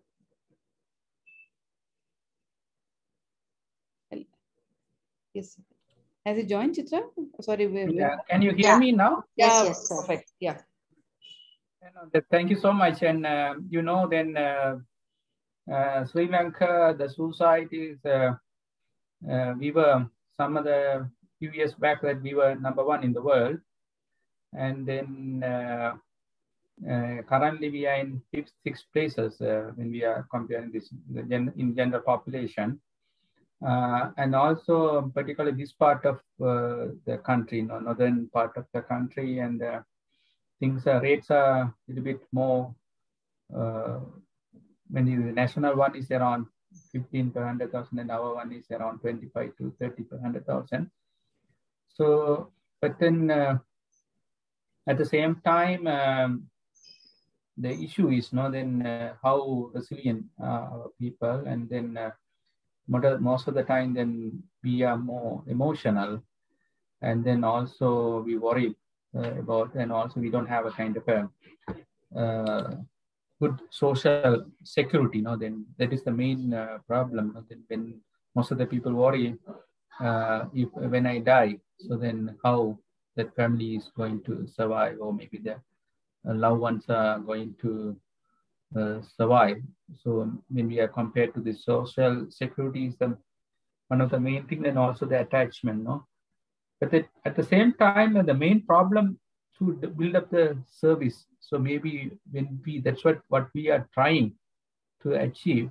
But most of these NGO kind of work, lot of mental health initiatives, and here Jayaraj also available. But lot of these ongoing activities, still we are not able to develop a good efficient system to prevent that people attempt to suicide or die due to suicide. So that is a great challenge for us. But we don't have that many information about this suicide among palliative care patients. That we have seen recently that most of these even old age people are committing suicide. Then even other people can add. But then most of the time it's happening among young adolescents and early age group youths.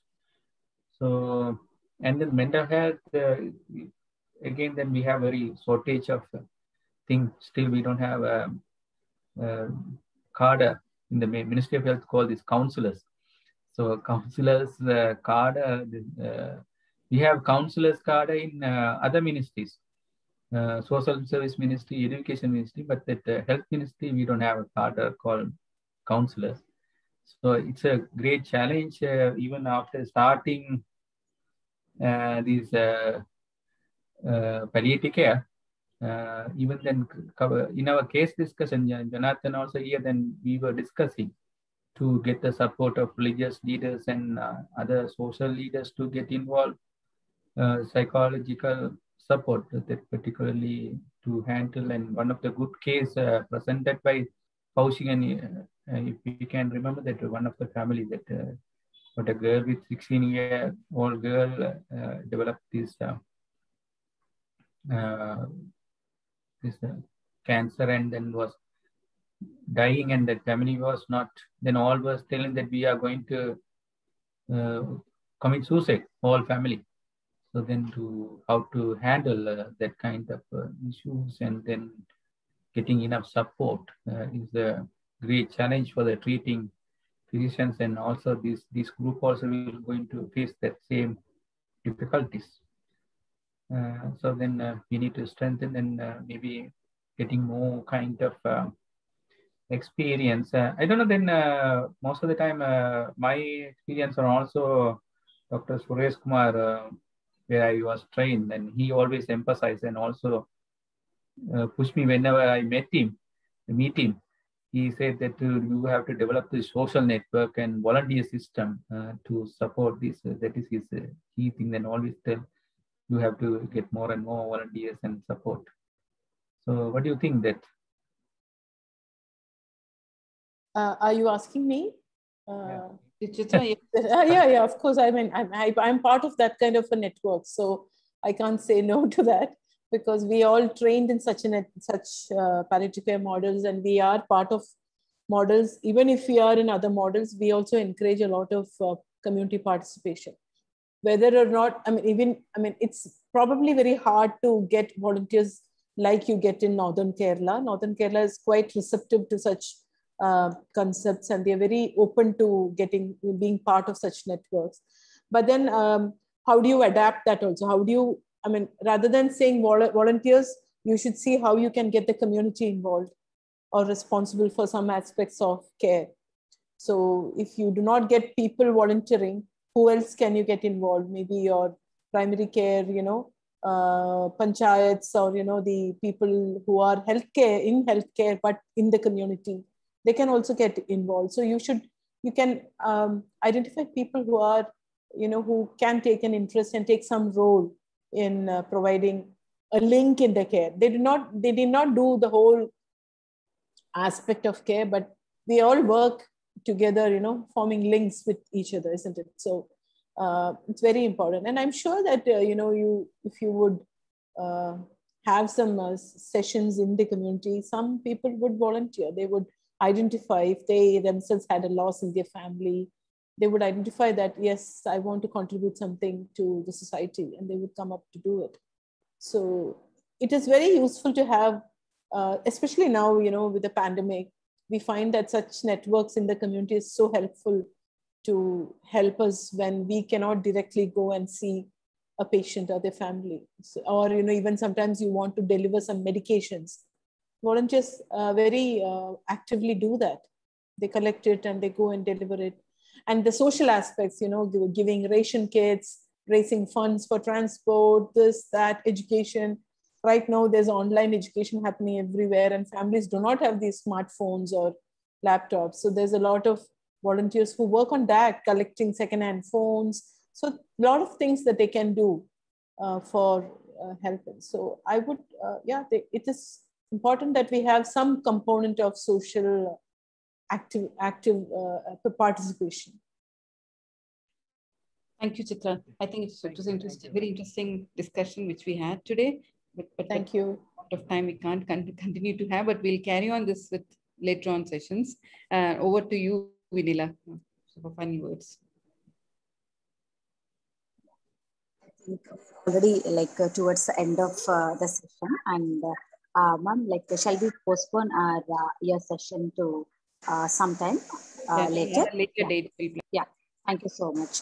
I think one of the participants have posted a message in the WhatsApp group saying that echo link is not working. Can you please try once again, because I just checked it and it's working.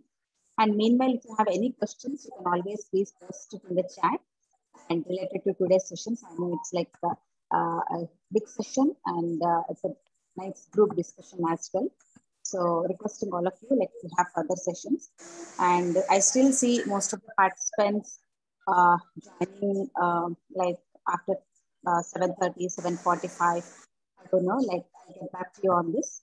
And one last thing is from the previous session by Dr. Aruna and Mrs. Stella, we have sent you the questions last week, and I see, because most of the participants did not join, and there are hardly about 20 to 25 participants I see, but even after sharing the recorded YouTube link, I could see only 1 or 2 responses from the Google form which we have shared. I don't know where if there's a problem in listening to the YouTube link and answering the questions. I'm not very sure, but just wanted to bring it to the participants' notice that even after sharing the recorded link and the questions in each session, I see only 1 or 2 responses which have been filled. So I request all of you, so that because once you only listen to the session and answer to those questions, so your attendance will be marked. So thank you once again. Thank you, Chitra ma'am. Thank you, Gayatri ma'am. And I thank Jonathan sir and Suren sir for all your experts opinions and advice and taking this discussion forward. So I would like to apologize because of this question and answer discussion. We are not able to do the second session, palliative care emergencies, which is actually scheduled at 8 p.m. today. So we'll do it at a later part, and I'll keep you updated the next lecture we are going to do the session. And we'll all see you on 14th July. Sorry, ma'am, you want to say something? Hello, ma'am. Yes, sir. Hello. Hello. Sir. Thank you, sir. Before yes, that, Vanilla, sorry, sir, I want to leave. I have. Yes, ma'am. Please, so please go ahead. Thank you so much. And thank you, sir. Yes, thank you so much. Yes, sir, someone is trying to speak. Please tell, sir. Yes. Please tell me. Yes. Yeah, we are unable to do the feedback. It's the system is not. No problem, sir. You can just forget it for this because we tried that. It's opening for me. I think there is some technical issues. No issues, sir. No problem at all. Okay, thank you. Yeah. So next session, we'll all see you on 14th July. So the session will be on medical ethics and nutrition and hydration in end of life care. So we have again 2 great faculty coming forward, and we'll all see you on 14th July, 7 p.m. Wednesday. And thank you for joining. Requesting all the participants to please listen to the recorded link and answer the questions, and also please try to join in time for next session onwards. Thank you once again. Thank you, everyone, and good night. Thank you, ma'am. Thank you. Good night.